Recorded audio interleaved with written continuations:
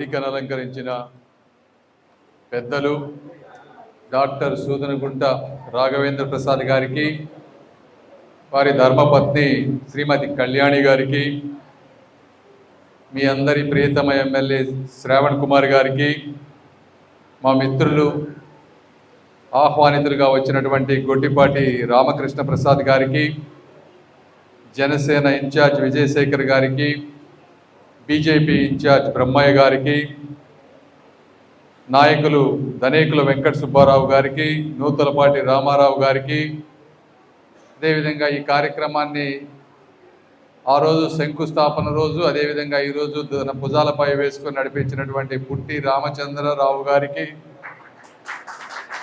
కొమ్మినేని సత్యనారాయణ గారికి, ప్రసన్న కుమార్ గారికి, మధుసూదన్ గారికి, పెదపరిమి గ్రామ నాయకులకు, వీరందరితో పాటు రాజకీయ చైతన్య భూమి, పౌరుషాలు ప్రతిధ్వనించినటువంటి భూమి, పత్తి సాగుతో పరిమళించినటువంటి భూమి అయినటువంటి మన పెదపరిమి గ్రామస్తులందరికీ కూడా మనస్ఫూర్తిగా నా అభినందనలు, ధన్యవాదాలు తెలుపుతా ఉన్నాను.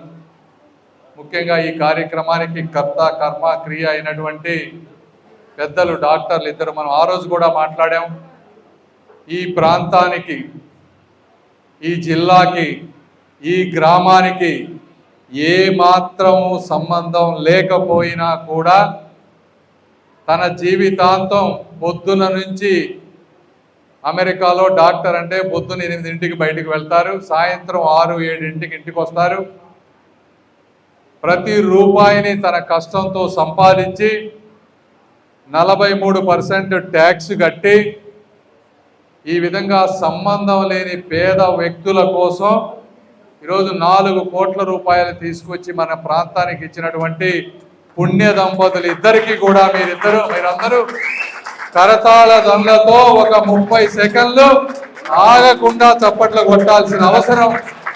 ఇది కనీస ధర్మం, కనీస కృతజ్ఞత అని మీ అందరికీ నేను తెలియజేస్తా ఉన్నాను.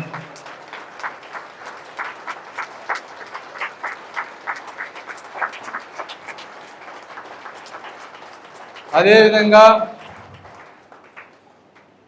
మనం ఆ రోజున శంకుస్థాపన చేసిన రోజు దగ్గర నుంచి ఈ రోజు వరకు కూడా ఒక అద్భుతంగా చక్కగా చూస్తే చాలా నీట్గా ఉంది. మంచి మార్బుల్ వేయటం కానీ, క్లీన్ ఫినిషెస్ కానీ, చిన్న డోర్ కొంచెం హైట్ పెట్టాలి, అది తప్పించి మిగిలిందంతా కూడా పట్టణాలలో ఉండే కమ్యూనిటీ హాల్స్ ఎంత అందంగా ఉంటాయో ఆ విధంగా తయారు చేసినటువంటి మా కాంట్రాక్టర్ శ్రీనివాస్ గారు లేవాలి. శ్రీనివాస్ గారికి కూడా మీరు అందరూ చప్పట్లు కొట్టాలి.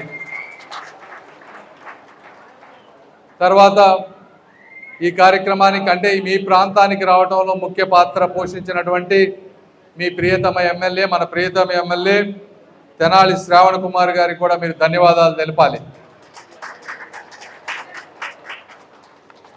అంటే చాలామంది డబ్బు సంపాదిస్తారు కానీ డబ్బుని సరైన మార్గంలో ఖర్చు పెట్టినప్పుడు మాత్రమే మన ఆత్మ సంతృప్తి కలుగుతుంది. తను సంపాదించిన డబ్బు కేవలం బ్యాంకుల్లో దాచిపెట్టుకోకుండా పిల్లలకి మనవళ్ళకి మాత్రమే ఇవ్వకుండా సమాజంలో మీ అందరితో పంచుకున్నటువంటి వ్యక్తులు రాఘవేంద్ర ప్రసాద్ గారు అని మీకు అందరికీ నేను మరొకసారి తెలియజేస్తా ఉన్నాను. ఇక్కడ ఉండేవాళ్ళు చాలామంది ఉండొచ్చు, చాలామంది డబ్బున్న వాళ్ళు ఉండొచ్చు. వాళ్ళందరూ కూడా ఆత్మ పరిశీలన చేసుకుంటే అంటే మనకు 4 కోట్ల రూపాయలు ఇచ్చారంటే ఆయన 8 కోట్ల రూపాయలు సంపాదిస్తే కానీ ట్యాక్సులు పోయిన తర్వాత 4 కోట్ల రూపాయలు మనకి ఇచ్చారు. అదేవిధంగా ఈ రోజున చూశారు అంతా బాగుంది, కాంపౌండ్ వాళ్ళు కూడా దీనికి ఉంటే బాగుంటుంది అని చెప్పి దానికి కూడా వారి చేతుల మీదుగానే మీరే వింటారు, దానికి కూడా ఇవ్వడానికి ముందుకు వస్తున్నారంటే వాళ్ళు ఎంత మంచి మనసులో తన వంతుగా అర్థం చేసుకోవాలి. కులాలకు సంబంధం లేదు, ప్రాంతాలకు సంబంధం లేనటువంటి తత్వమే నిజమైన మానవత్వం అని మనందరికీ ఒకసారి నేను తెలియజేసుకుంటా ఉన్నాను. అదేవిధంగా పెదపరిమి గ్రామంలో సరే ఈ కళ్యాణ మండపం ఇది ఇందాక శ్రావణ్ కుమార్ గారు చెప్పినట్టు ఇది కేవలం వివాహాలకు మాత్రమే కాదు, మీరు విద్యని కానీ స్కిల్ డెవలప్మెంట్ కానీ అన్ని విధాలుగా పేద ప్రజలకు ఉపయోగపడే విధంగా చేసుకోవాల్సిన అవసరం మీ అందరికీ ఉంది అని నేను తెలియజేస్తా ఉన్నాను. పేదవాళ్ళు కూడా సమానంగా విద్యని అందాలి. ఒక డిగ్నిటీతో కూడినటువంటి ఒక డిగ్నిటీ. మనం పెళ్లి చేసుకుంటే పెళ్లి చేసుకునే వాళ్ళు కానీ ఇంకొకళ్ళు కానీ ఎక్కడ అయ్యో నాకు ఇది లేదే అని అనుకోకుండా ఉండే విధంగా ఎల్లకాలం దీన్ని నీట్గా ఉంచాల్సిన బాధ్యత కూడా మీ మీదే ఉంది. అదేవిధంగా ఇవన్నీ వచ్చిన తర్వాత ఎప్పుడు కూడా సమాజంలో వ్యక్తులు దాన హృదయంతో మంచి పనులతో కొన్ని చేస్తారు. అయితే కాలాంతర్గమంలో ఏమవుతుందంటే రాజకీయాలు వస్తాయి, గ్రూపులు తయారవుతాయి. ఈ కమ్యూనిటీ హాల్లో 5,000 10,000 రేపు ఛార్జ్ చేస్తారు మెయింటైన్ చేయడానికి. ఆ డబ్బులకి కూడా కక్కుర్తిపడే మనుషులు ఉంటారు కూడా నేను మీ అందరికి ఎందుకంటే ఇది నేను మా బుర్రిపాలెం గ్రామంలో మా ఇంటి పక్కనే ఒక అద్భుతమైన కళ్యాణ మండపాన్ని దాదాపు 50 లక్షల రూపాయలు విలువ చేసే స్థలాన్ని నేను దానం చేశాను. వేరే వాళ్ళు కట్టారు. కట్టిన తర్వాత దాంట్లో ఆదాయం వస్తే దాని మీద కూడా ఆదాయానికి కక్కుర్తిపడి దాన్ని నాశనం చేసినటువంటి పరిస్థితులు నేను కళ్ళారా చూశాను. కాబట్టి అలాంటి పరిస్థితి గ్రామస్తులు రానివ్వకుండా నీట్గా మెయింటైన్ చేసుకుంటూ వచ్చే డబ్బులకి జవాబుదారీతనం చేసుకుంటూ ప్రతి రూపాయికి లెక్క చెప్తే వారి కష్టానికి మీరు ఇచ్చినటువంటి నిజమైన కృతజ్ఞత ఆ రోజు అవుతుంది. కాబట్టి అలా మీరు చేస్తారని నేను మనస్ఫూర్తిగా భావిస్తున్నాను. చేయాల్సిన బాధ్యత ఇక్కడ ఉన్నటువంటి నాయకుల మీద ఉంది అని చెప్తా ఉన్నాను. అదేవిధంగా పెదపరిమి గ్రామస్తులు ముఖ్యంగా రామచంద్రరావు గారు రాజకీయాల విషయానికి వస్తే 2019లో కూడా మెజారిటీ తీసుకొచ్చారు. వీరోచితంగా పోరాడారు.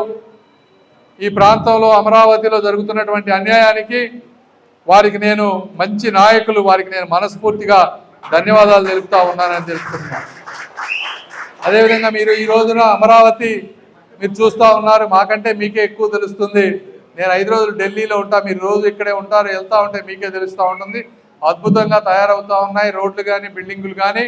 అయితే ఒక ప్రాంతాన్ని 30-40 వేల ఎకరాలని రోడ్లు, డ్రైనేజీలు, అండర్ గ్రౌండ్ టన్నెల్స్ డబ్బులన్నీ సమకూర్చుకొని ప్రైవేట్ కాంట్రాక్టర్లు అన్నింటినీ సెట్ చేసుకొని చేయడానికి 1 సంవత్సరం పట్టినా ఇప్పుడు శరవేగంగా జరుగుతూ ఉన్నాయి.